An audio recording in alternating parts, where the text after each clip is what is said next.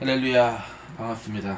강의를 이제 어, 수업을 시작하도록 하겠습니다. 오늘이 날짜가 2021년 11월 2일이죠. 11월 2일 이제 밤인데, 이제 오늘부터 이제 시간은 좀 자유롭게 하겠습니다. 시간은 좀 자유롭게 하고, 이제 오늘부터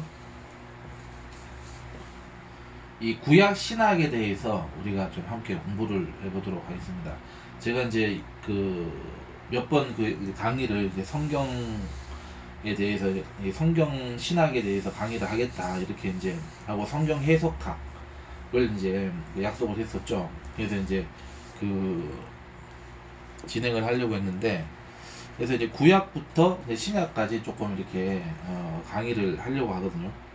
그래서 이제 그래서 첫 번째 이제 강의 과목으로서 이 구약 성서의 신앙, 구약 성서 속에서 이제 하나님의 은혜, 하나님의 역사, 그다음에 이제 하나님의 구원의 어떤 그런 계획, 그리고 이제 하나님 백성들이 어떤 반응들을 이제 보여줬는지, 어떤 믿음을 하나님께서 이제 사용을 하셨는지, 또 하나님의 은혜가 이제 이 하나님의 사람들 어떻게 구원으로 이제 품어주시고 인도하셨는지를, 구원을 완성시켜 주셨는지를 우리가 이제 메시아 대망 신앙을 중심으로 이제 한번 생각을 해보려고 합니다.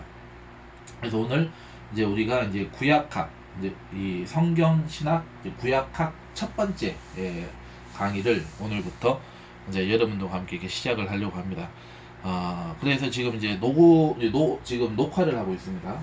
강의를 지금 이제 촬영을 해가지고, 아마 이제 영상이 완성이 됐을 때는 아마 여러 가지 어떤 배경 화면이나 자료 화면 같은 걸로 아마 채워져서 편집이 돼가지고 아마 올라갈 겁니다. 근데 일단은 그냥 올릴 거예요. 그냥 이제 채널에 올릴 것이고, 강의를 이제 하려고 합니다. 그래서 매주 이제 강의를 이제 할 겁니다. 매주 강의를 할 것이고, 이제 최소한 이제 일주일에 최소한 이제 2번 내지 3번 강의를 하려고 합니다. 근데 시간은 이제 자유롭게 좀 이렇게, 어차피 이건 이제 녹화 방송이다 보니까, 그래서 이제 그 주간에 이제 토요일이 되기 전에, 그러니까 한 주간이 마무리되는 이제 토요일까지는 이제 영상이 아마 올라갈 겁니다. 이게 토요일 날까지 영상이 올라가니까, 그러면은 이제 그 영상 강의를 들으시고 여러분들이 이제 한 주간 동안 공부했던 내용을 여러분들이 이제 쭉 이렇게 이제 반복적으로 공부를 하시면 될 겁니다. 당연히 예습도 필요하겠죠. 그래서 그렇게 이제 성경 신학을 이제 진행을 하도록 하겠습니다. 자, 그러면 교재를 제가 이제 선정을 했습니다. 교재는 이 차준희 교수님, 차준희 목사님이시죠. 이 차준희 교수님, 한세대학교 교수님이신데, 이 분이 쓴 최근 구약 성서의 신앙이라고 하는 이 교재가 있습니다. 이 내용이 이 구약 성서에 대한 어떤 이 해석학 중에서는 그래도 조금 정교하고 어떤 당시의 시대적 맥락이나 역사적 관점이 조금 더 강하게 이렇게 좀 강조된 측면이 있습니다. 물론 우리가 이 차준희 교수님에 대해서는 우리가 이제 사실은 이 한국교회에서는 약간의 이제 호불호가 좀 명확하게 이제 갈리는 입장에 지금 이제 계시는 분인 것은 저도 알고 있습니다. 그래서 특별히 이제 차준희 교수님에 대해서 조금 이렇게 거부감을 가지시는 분들이 이제 우리 많이 계시는 것은 알고 있습니다만은, 물론 이분이 약간의 자유주의적 신앙을 이제 가지고 있는 것도 또한 사실이긴 하지만은, 그러나 이제 제가 이 강의를 이렇게 좀 하는 거는, 우리 신학이라고 하는 건 좀 이렇게 균형 있게 우리가 좀 봐야 될 필요가 있지 않을까 생각을 해가지고, 이 차준희 교수님의 이 신학적 견해라고 하는 것을 제가 뭐 100% 다 동의를 하는 것은 또 아니지만은, 그렇지만 이제 이분의 어떤 신학적 해석이나 어떤 명제나 그리고 내용이 그래도 이렇게 아주 이 후레쉬하면서도 또 나름대로 이게 정교하고 굉장히 이게 좀 디테일한 면이 있어요. 그래가지고 그 부분을 이제 저는 좀 높이 평가를 하기 때문에, 그러한 관점이나 어떤 렌즈를 통해서 우리가 성경을 좀 볼 필요가 있지 않을까라고 생각을 해서 이제 이 구약 강의를 이제 이 교재를 가지고 이제 하려고 합니다. 이게 책 이름이 최근 구약성서의 신앙입니다. 최근 구약성서의 신앙이라고 하는 그 제목으로 되어 있고, 그 다음에 차준희 교수가 지었고, 그래서 프리칭 아카데미라고 하는 곳에서 변했습니다. 그래서 실은 이거를 제가 이제 신학교 때 공부를 했던 것입니다. 그래서 내용이 그래도 구약의 어떤 그 부분, 권별로, 구약이 39권이죠.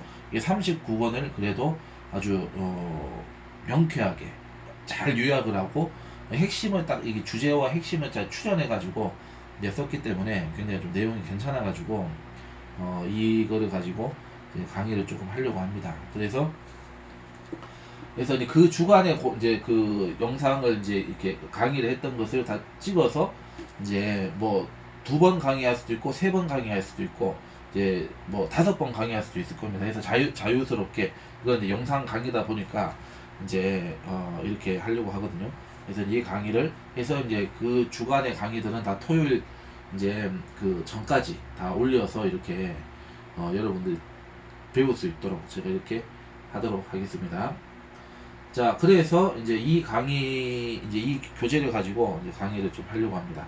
자, 그러면은 이제 저는 어차피 이제 이 영상 강의다 보니까 여러분들이 이 교재를 다 이제 이 마련하신 걸로 생각을 하고 바로 이제 들어가도록 하겠습니다. 강의 시간은 이제 50분 원칙으로 할 겁니다.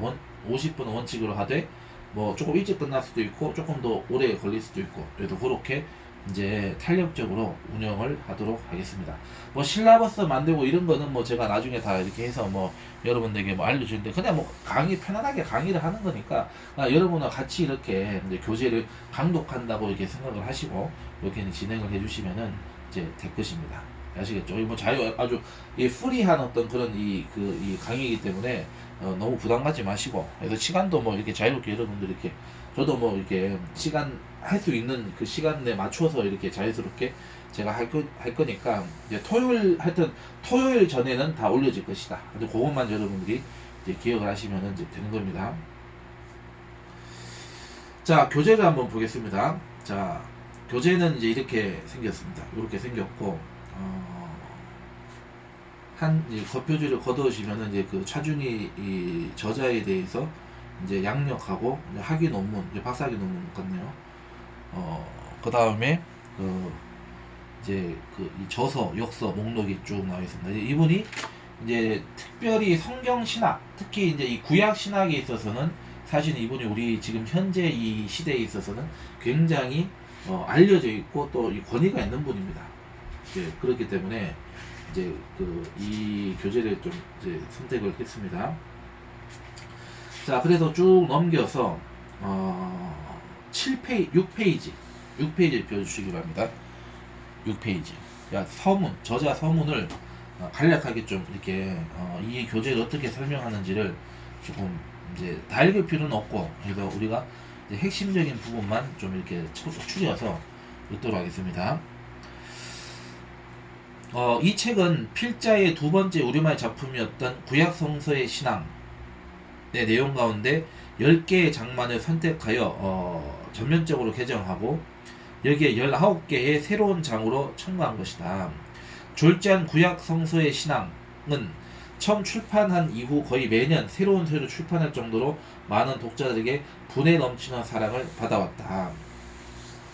그러나 시간이 흐르면서 이제는 그 내용을 증보하고 투박한 문체를 가다듬을 필요가 대두되었다. 이 책은 그동안 발표한 논문, 강연, 원고, 성서 연구물과 그 밖의 기고문을 묶은 것이다. 여기에는 부족하지만 한국교회를 품고 가슴앓이를 하는 한 구약학도의 치열한 구약 읽기 애환이 배어있다.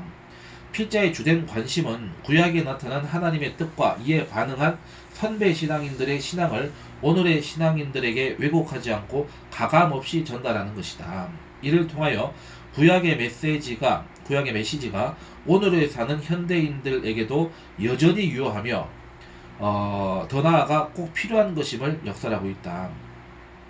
역사적인 예수님의 성경도 구약이었다는 사실은 오늘의 이 기독교인들에게 구약의 눈을 돌려야 하는 충분한 이유를 제공한다. 구약 성서는 전 인류를 향한, 물론 이스라엘 백성 포함을 하는 거죠. 이 인류를 향한 하나님의 구속사를 보여주는 책이다. 이 책은 하나님의 구속사의 대상이면서 동시에 동반자였던 하나님과 함께한 사람들의 신앙을 정리한 것이다. 자, 그러니까 하나님의 구속사의 대상이면서 동시에 동반자였던 하나님과 함께한 사람들의 신앙을 정리한 것. 요게 이제 이 내용의 주제가 되는 거죠. 이건 이제 핵심적인 그 내용이 되는 겁니다. 이거 밑줄 쳐주시기 바랍니다. 자, 그 다음에 전체 내용을 간략하게 소개하면 다음과 같다. 제1부에서는 이 구약 성서를 간단히 개관할 수 있도록 이 정경의 순서에 따라서 각 책의 내용과 메시지를 간략하게 진술했고, 이어서 역사적 맥락을 따라서 다시금 구약의 내용을 좀 더 자세하게 설명하고 정리했다. 이 부분은 이 구약 성서를 처음 대하는 초보자들을 대상으로 집필되었다. 제2부는 이 오경을 하나님께 귀 기울인 사람들의 신앙을 보여주는 책으로 이해하고 오경의 주요 신앙을 정리했다. 특히 토라의 신학적 특성과 구원의 통전적인 특징, 그리고 신명기의 휴머니즘적인 신앙의 가르침에 주목해 주기를 바란다. 제3부는 역사서를 하나님을 배반한 사람들의 신앙을 고발하는 책으로 규정하고, 모세의 죽음 이후 리더십의 교체라는 혼란기에 모세 이후 세대의 신앙의 기준을 제시하는 여호수아의 율법신앙과 이 기준에서 실패한, 흔히 성군으로 기억되는 다윗의 밧세바 사건이 갖는 이 신학적 의미를 살펴보았다. 이 토라, 율법신앙이죠. 토라신앙이 기독교인의 삶의 기준임을 되었으면 한다. 제4부는 예언서를 하나님을 대면한 사람들의 신앙을 간직한 책으로 보고, 주요 예언자들의 개인적 메시지를 신학적인 측면을 고려하여 분석하였다. 선교 2세기 초반을 지나고 있는 시점에서 안타깝게도 하나님 나라를 향한 방향을 상실한 것처럼 보이는 이 한국교회의 이 예언적 메시지가 예언자의 영성을 겸허히 배우고 하나의 대안적인 방향타를 제시할 수 있는 계기가 되기를 기대한다. 이렇게 되어 있습니다.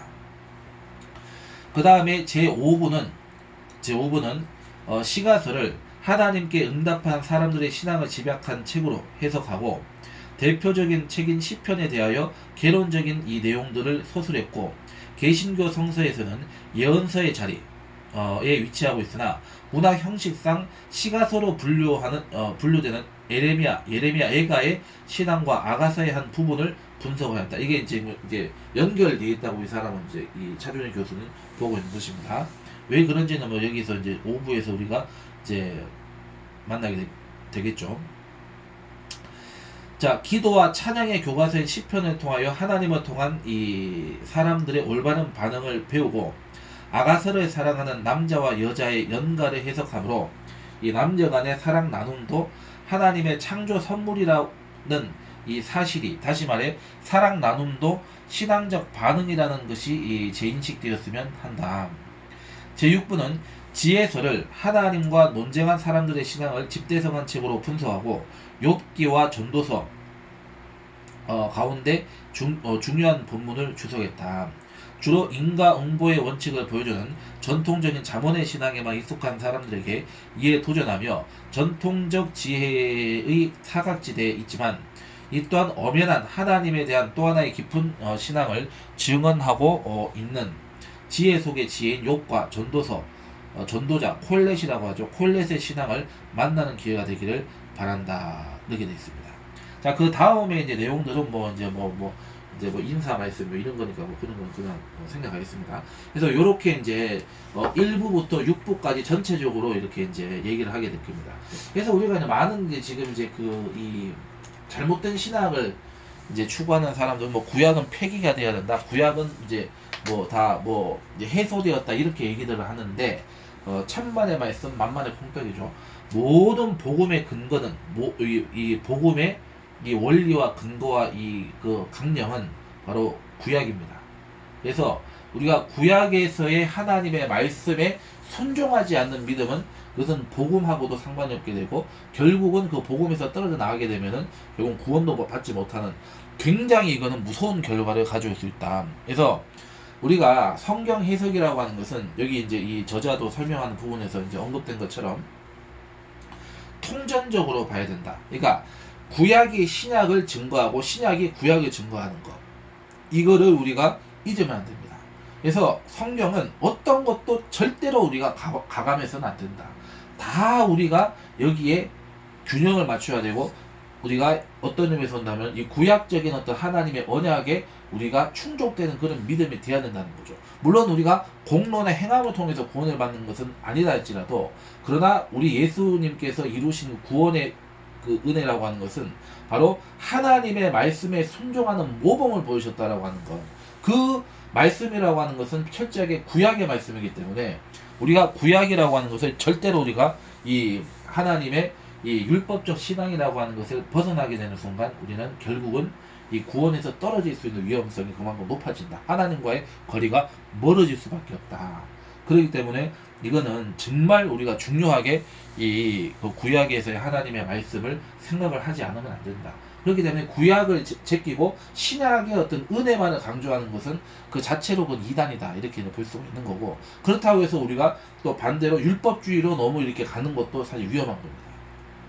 그래서 이 율법이라고 하는 것과 은혜라고 하는 것을 우리가 하나님께서 우리 각자의 삶을 통해서 어떻게 그것을 이제 완성시켜 가시고 그것을 성취시켜 가시는지 것을 우리가 늘 기억하면서 우리가 기대하면서, 그러나 우리가 구약의 말씀을 통해서 예수 그리스도의 복음의 어떤 은혜가 얼마나 이 구약의 말씀의 그 이 열매인지를 우리가 생각을 하고, 또 우리의 믿음도 그러한 순종하는 믿음, 행함이 있는 살아있는 믿음으로서 우리가 이 마지막 때에 깨어있고, 또 우리가 그러한 하나님의 말씀대로 우리가 살고 많은 이들에게 하나님을 증거하고 인도하는 삶을 살아가는 데 있어서 이 구약의 말씀은 굉장히 중요한 말씀이고 지금도 유효하다, 이렇게 이제 말씀을 드릴 수가 있는 것입니다.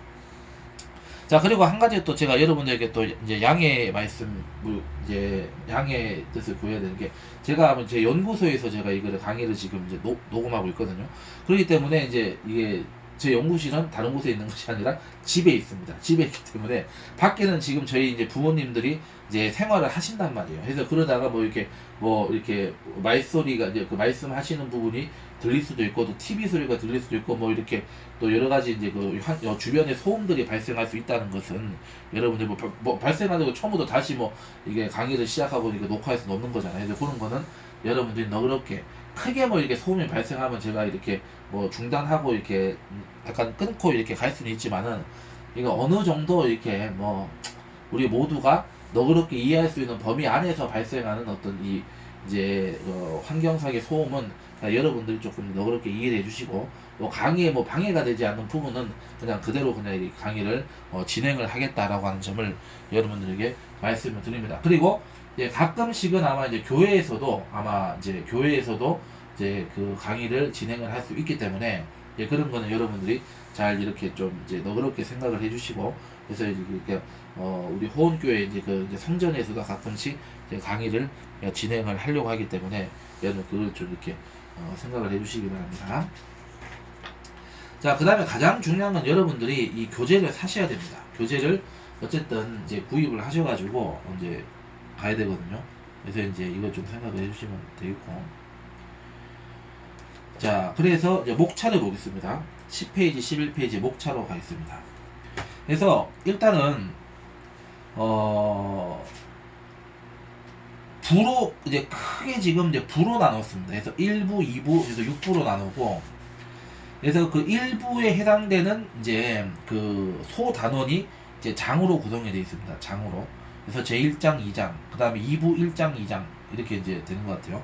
그래서 제1부에서는 구약성서의 개관, 그러니까 구약성서 개론을 공부하게 될 것입니다. 여기에는 1장과 2장으로 되어 있습니다. 1장과 2장으로. 자, 1장은 정령 순서로 본 구약성서. 그래서 첫 번째 이제 그 챕터가 이 구약성서의 구조에 대해서 공부를 하게 될 것이고, 두 번째 오경의 내용과 메시지. 그러니까 3장은 이 역사서의 이 내용과 메시지. 이 3단원이라고 합시다. 역사서의 내용과 메시지. 그 다음에 네 번째 시가서 및 지혜서의 내용과 메시지. 다섯 번째 예언서의 내용과 메시지를 배우게 될 것입니다. 제2장에서는 역사로 본 구약 성서, 그래서 이스라엘 역사와 이제 성서를 같이 이제 이게 이제 보는 거죠.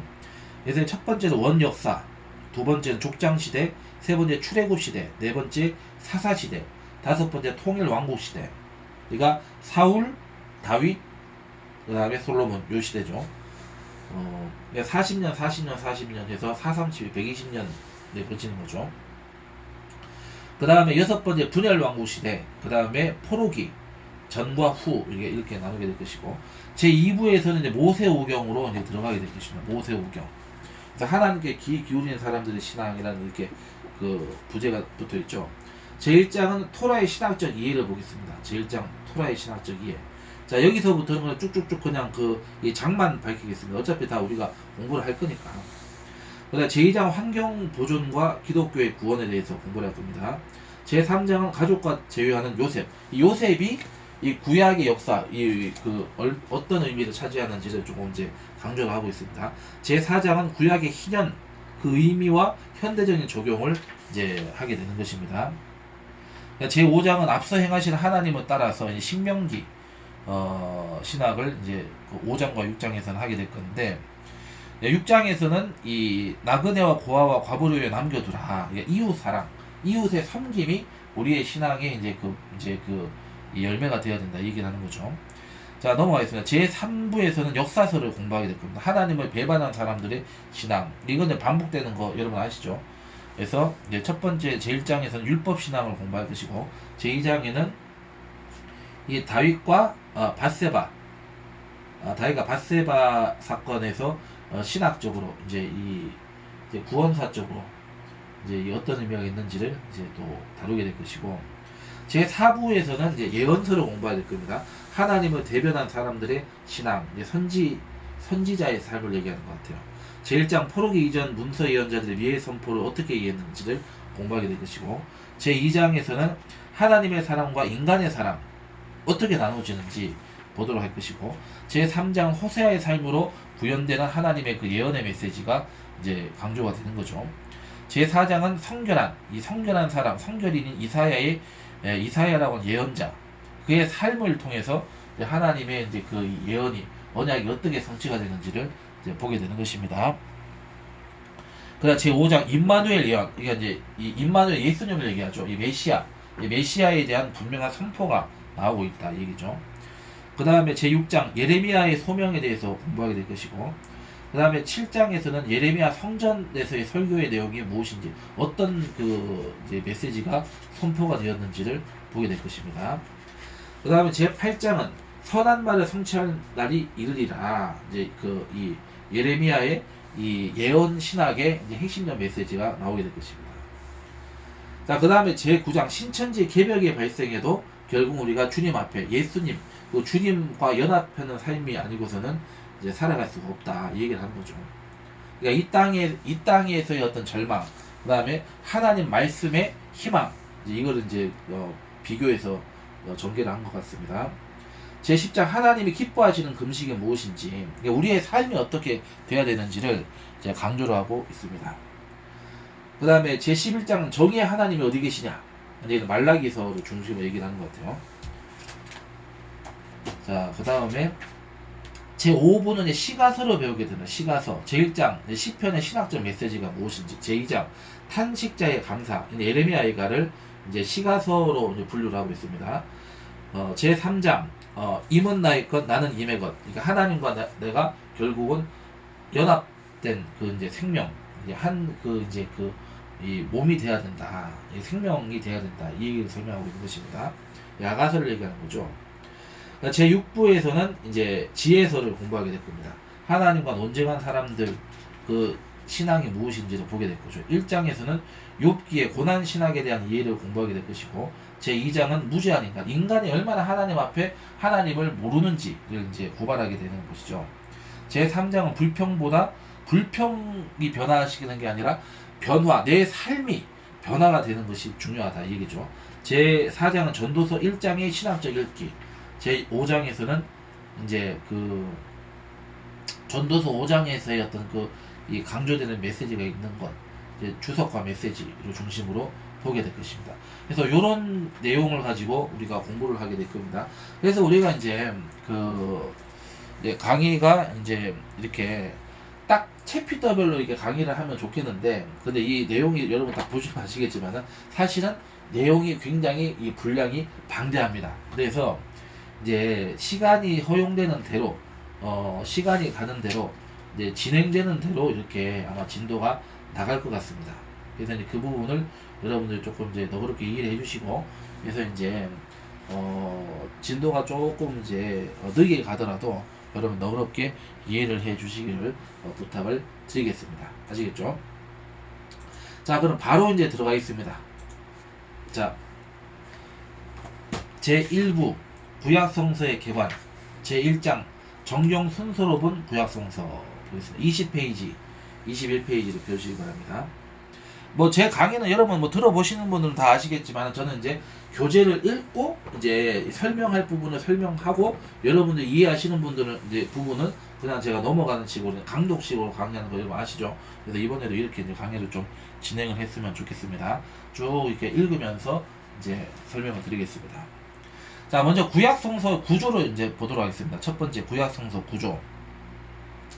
자, 구약성서는 신약에서 모세, 예언서들과 시편으로 서술된다라고 이렇게 정리가 되어 있습니다. 이게 이제 누가복음 24장 44절에 보시면은 여기 이렇게 이제 설명이 되어 있습니다.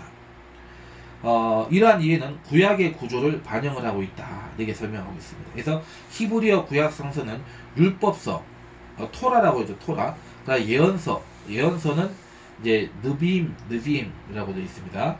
세 번째 성문서, 캐스빔이라고 되어 있습니다. 왜 그러냐면 이 구약성서는 이제 거의 90%가 이제 이 히브리어로 쓰여졌고, 또 이제 그 일부 아람어가 이제 쓰였기 때문에 여기는 다 이제 당연히 구약은 히브리어로 이제 다 표현이 됐다는 걸 알 수가 있죠.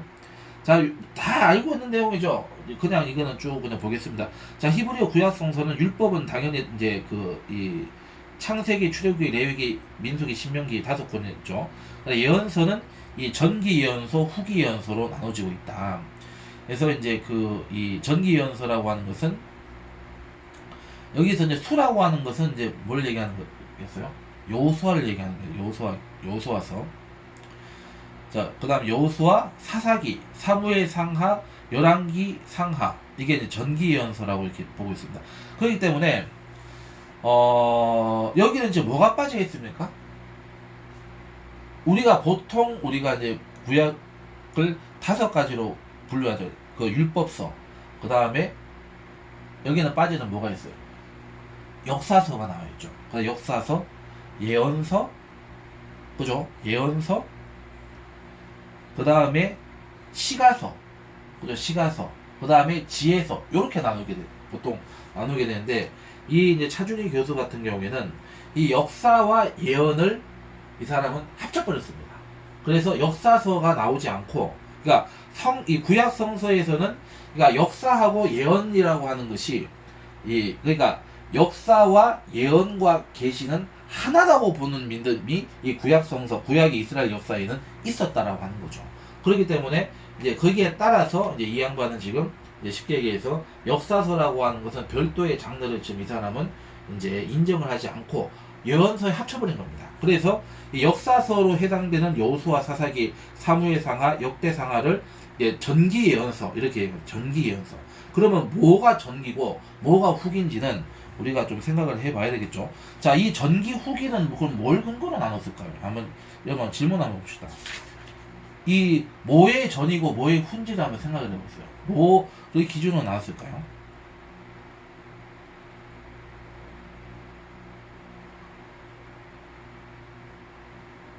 그러니까 여러 가지 견해가 있을 수 있어요. 여러 가지 견해가 있을 수 있는데, 여기서 말하는 것은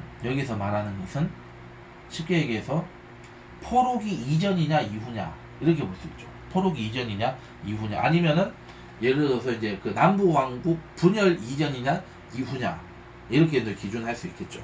그래서 이제 그거는 우리가 이제 나중에 이제 왜 전기 예언서, 후기 예언서, 뭐를 기준으로 전후로 나누는지는 우리가 이제 교재에서 보겠습니다. 제가 힌트를 지금 이 2가지를 여러분들 줬습니다.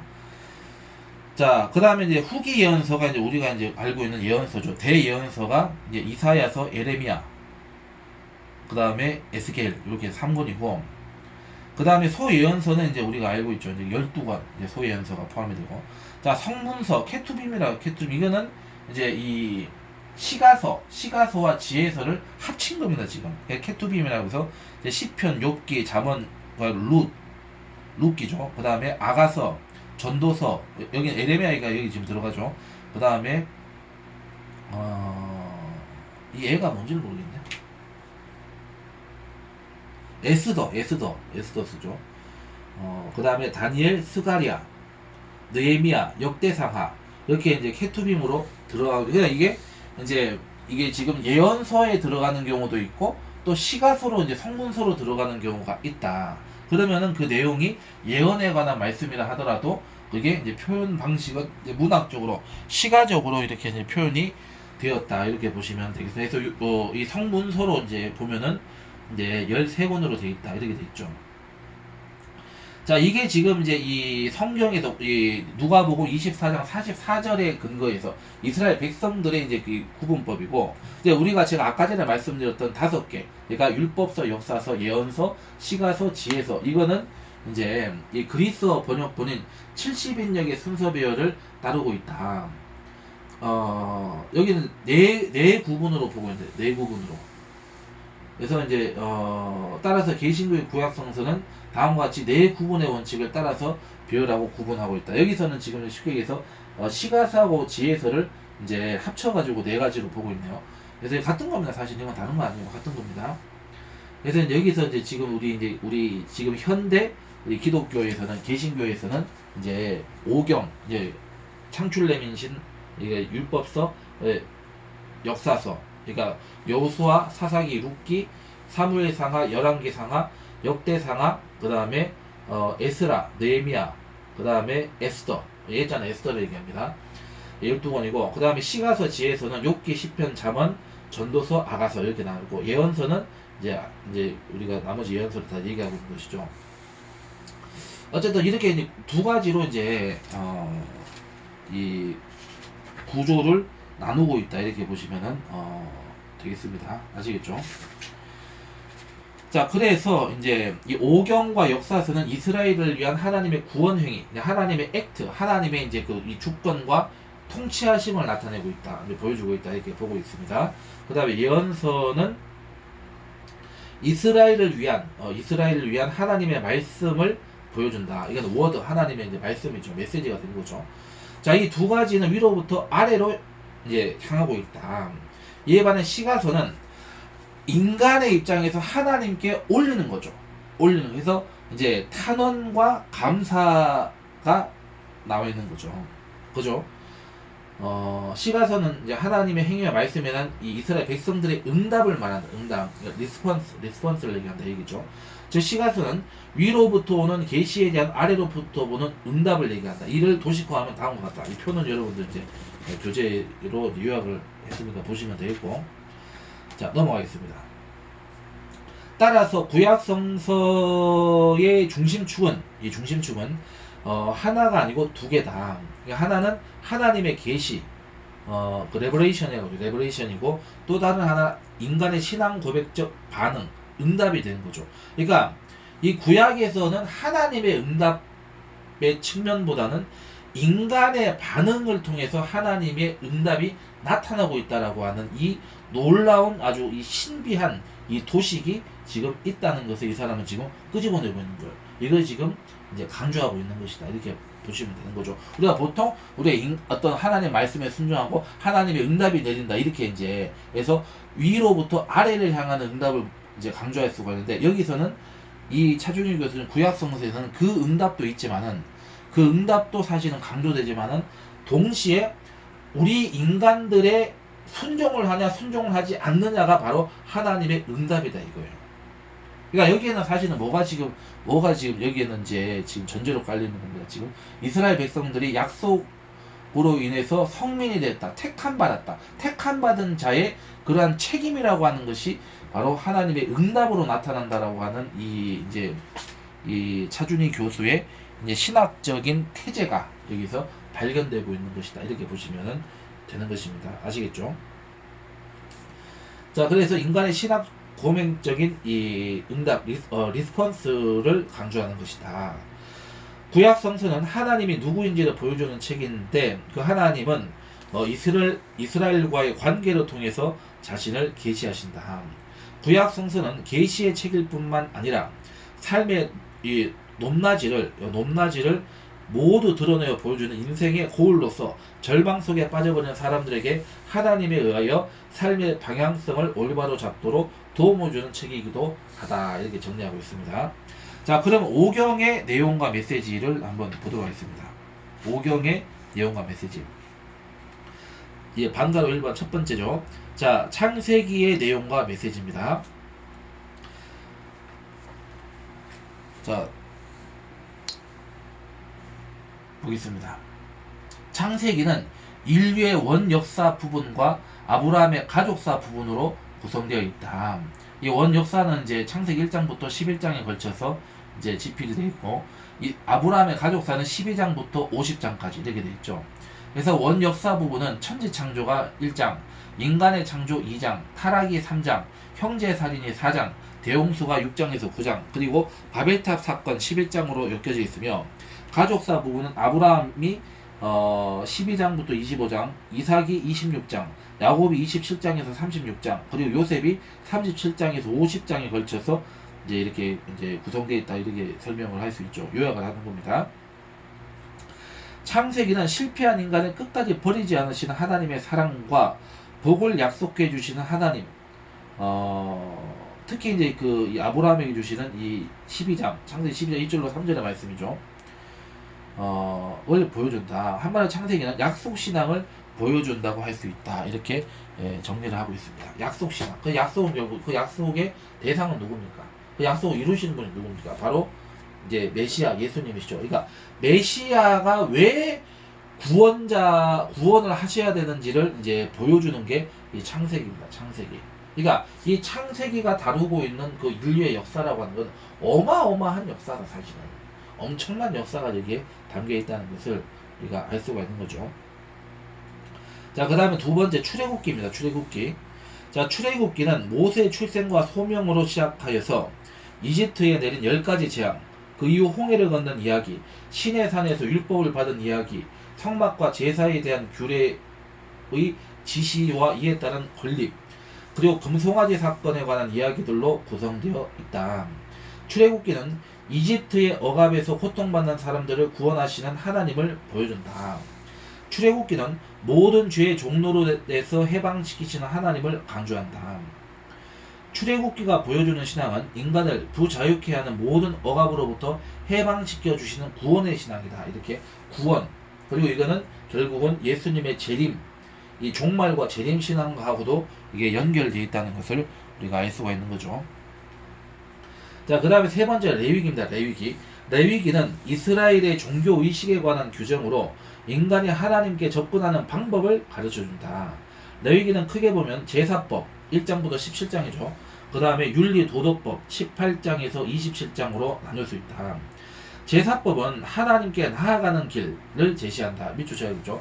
제사법은 누구에게 나아간다? 하나님께 나아가는 길 제시한다. 두 번째, 윤리도덕법은 하나님과 동행하는 생활을 지시한다. 윤리도덕법은 밑줄 쳐야 되겠죠. 하나님과 동행하는 삶을 이렇게 밑줄 치면 되겠죠.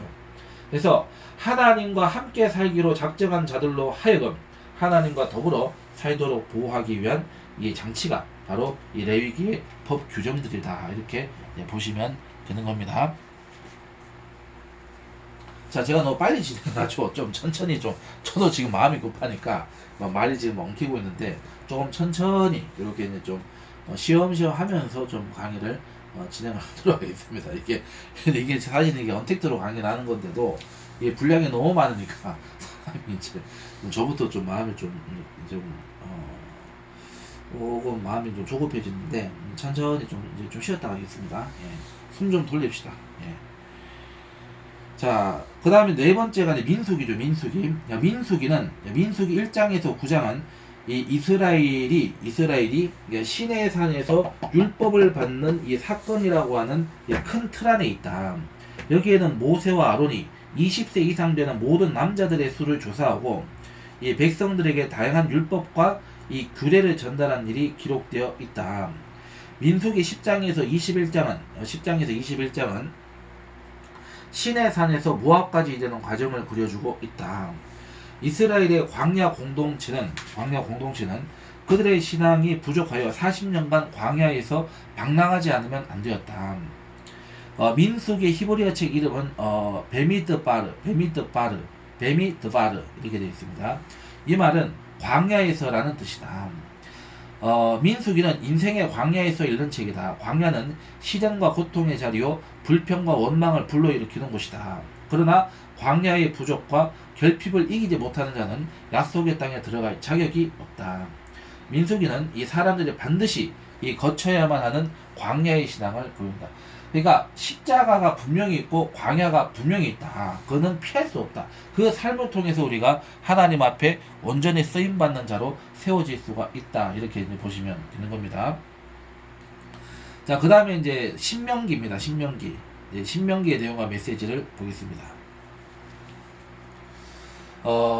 신명기는 광야 생활이 끝날 무렵 이 가나안 진입을 목전에 둔 이스라엘 백성들에게 모세가 모압 땅에서 마지막으로 설교하는 내용이다.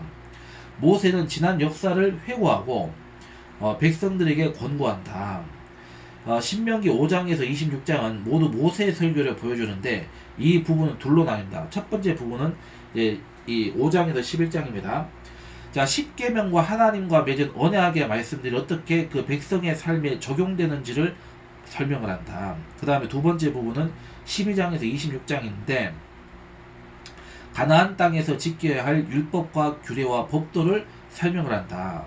나머지 부분은 이 축복과 저주가 나오고 20장, 28장이죠.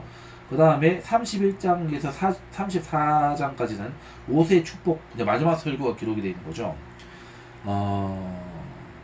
사실 신명기 내용 전체가 마지막 설교인데 이제 그 중에서도 이제 이 임종이 임박했던 마지막 메시지가 이 31장에서 34장에 걸쳐서 이제 기록이 되어 있고, 그 다음에 모세의 축복, 그 다음에 죽음으로 끝을 맺는다. 그래서 신명기는 오직 한 하나님을 한 장소에서 모든 백성이 하나가 되어 섬길 것을 요구한다. 동일하신 한 분 하나님을 섬기는 공동체도 하나가 되어야 함을 강조한다. 이 하나님은 사회 경제적인 차이를 방치할 수 없다. 하나가 된 공동체는 그 구성원 중 사회적으로, 경제적으로 연약한 자를 반드시 도와주어야 한다. 따라서 신명기는 공동체적 영성을 가르친다. 그래서 이 신명기 15장 10절이 이 우리의 믿음이 개인적 믿음이 돼서는 안 된다는 요절이 주제가 기록이 됐다. 이렇게 보시면 되는 것입니다. 자, 그래서 이 신명기 우리가 이제 구약을 통해서 또 우리 한 가지 이제 또 하나님의 말씀을 강조할 수 있는 게 뭐냐 하면은 바로 하나님은 오직 한 분이다. 하나님만이 하나님이시다. 이거를 강조하고 있다는 거죠. 왜? 지금 이스라엘 백성들은 지금 가나안 땅에 지금 그 일곱 족속과 싸워야 된다. 그 일곱 족속을 멸해야 되는 거죠. 그 일곱 족속은 여러 신을 섬기는 민족이란 말이죠.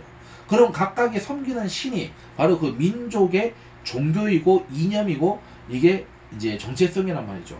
그러니까 신과 신의 싸움이 지금 되고 있는 거예요. 쉽게 얘기해서. 하나님과 이방신의 싸움이라는 이런 모순적 상황 속에서 오직 하나님만이 참 하나님이고 그 외에 다른 신은 없다.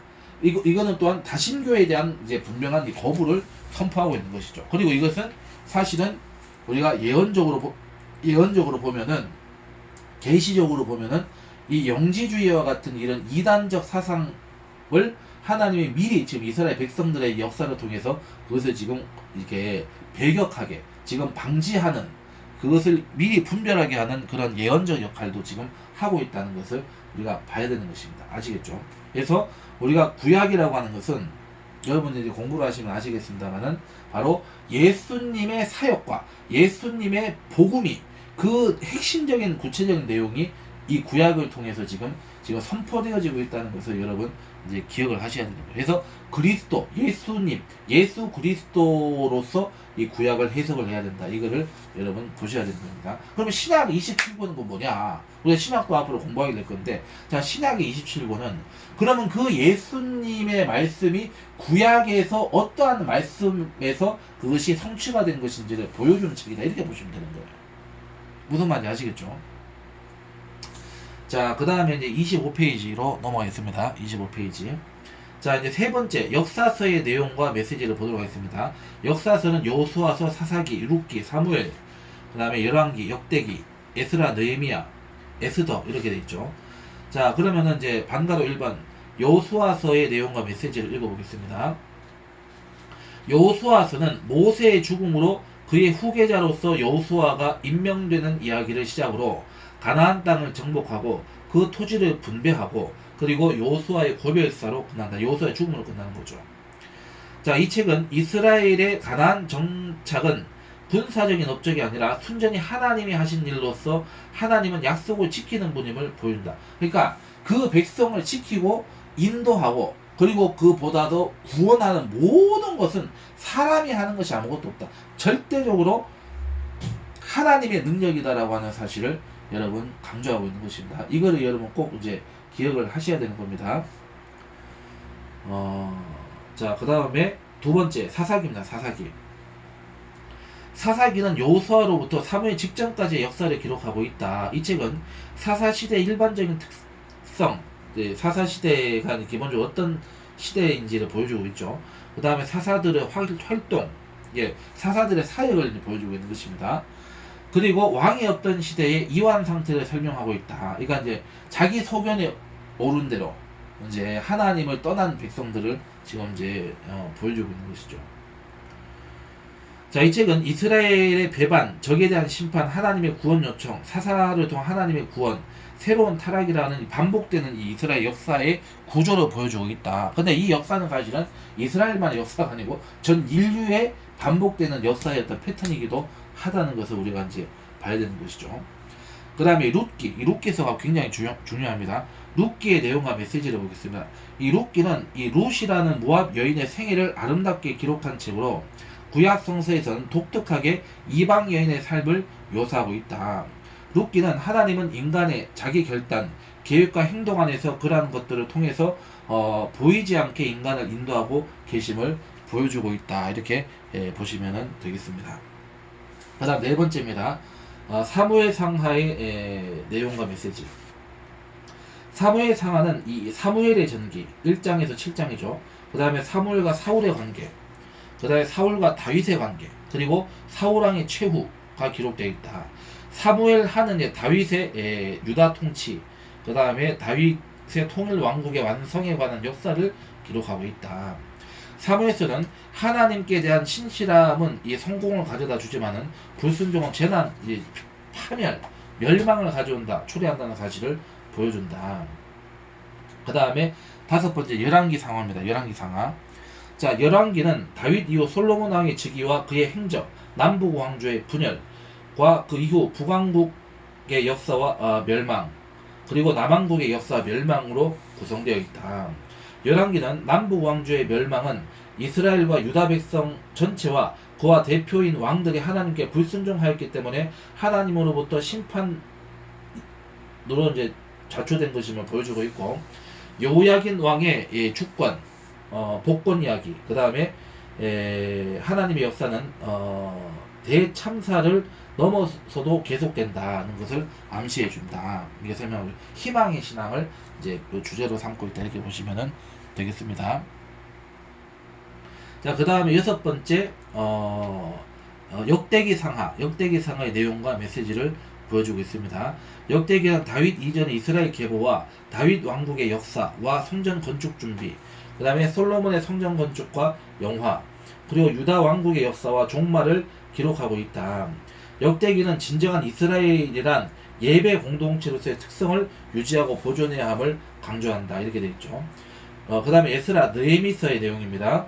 에스라서는 유다 백성의 귀환과 성전 재건, 과 에스라의 귀환과 개혁 시도에 관하여 기록하고 있다. 느헤미야서는 느헤미야의 귀환과 예루살렘 성벽 재건, 율법 낭독과 언약 갱신, 그리고 느헤미야의 남은 행적으로 구성되어 있다.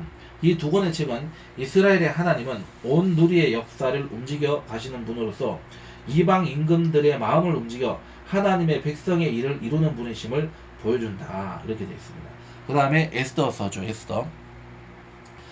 에스더서는 왕비가 된 에스더와 하만의 계략과 이제 사형, 그 하만의 이제 파멸이죠. 그리고 유다인의 승리를 보여준다. 이 책은 세상의 모든 통치자들 뒤에서 자기 계획을 이루어 가시는 하나님을 증거한다. 또한 유대인들이 사랑하는 불임절, 이 불임절의 기원을 밝혀주는 그러한 이제 부분으로 이제 기록이 되어 있습니다.